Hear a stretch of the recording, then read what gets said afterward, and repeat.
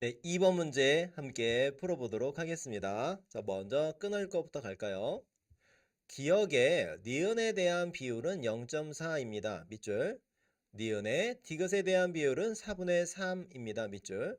기억의 디귿에 대한 비율을 소수로 나타내려고 합니다.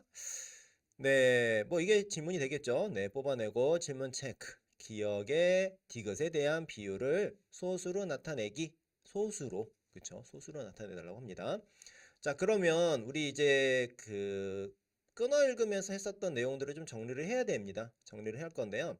자, 기억의 니은에 대한 비율, 그리고 니은의 디귿에 대한 비율이 있는데, 일단 이 두 비율을 선생님은 일단 분수로 좀 나타내어 보려고 합니다. 자, 그러면 기억의 니은에 대한 비율은요, 분수로 표현하면은 니은분의 기억이 됩니다. 자, 이게 니은이 뭐뭐에 대한에 있는 이 니은이 바로 기준양이 되겠고요. 그 다음에 기억이 비교하는 양이 됩니다. 그래서 니은분의 기억, 니은분의 기억이 0.4다. 그래서 뭐 10분의 4다. 이런 식으로 쓸 수가 있겠고요. 자, 니은의 디귿에 대한 비율입니다. 그래서 디귿분의 니은이라고 하면 되겠고 얘가 4분의 3이다. 이렇게 쓸 수가 있겠습니다.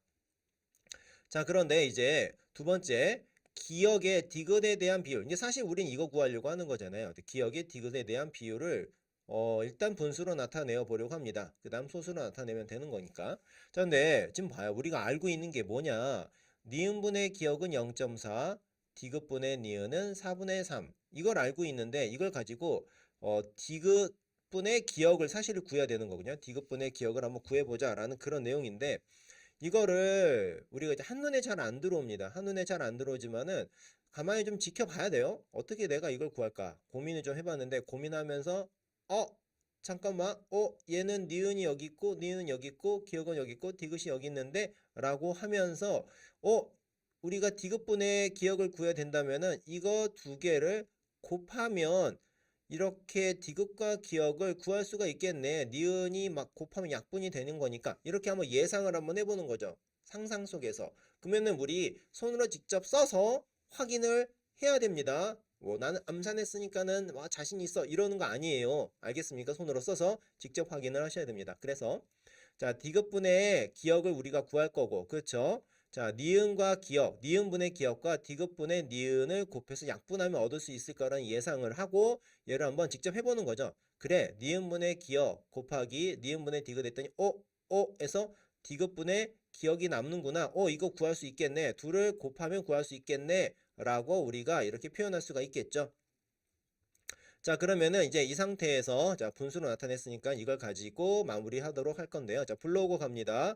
자, 비율은 뭐냐? 기준량에 대한 비교하는 양의 크기. 뭐뭐에 대한. 그래서 뭐뭐에 대한이 기준량이 되는 거고 비교하는 값이 이렇게 있는 거죠. 그래서 기준량분의 비교하는 양으로 우리가 이렇게 분수로 표현할 수가 있습니다.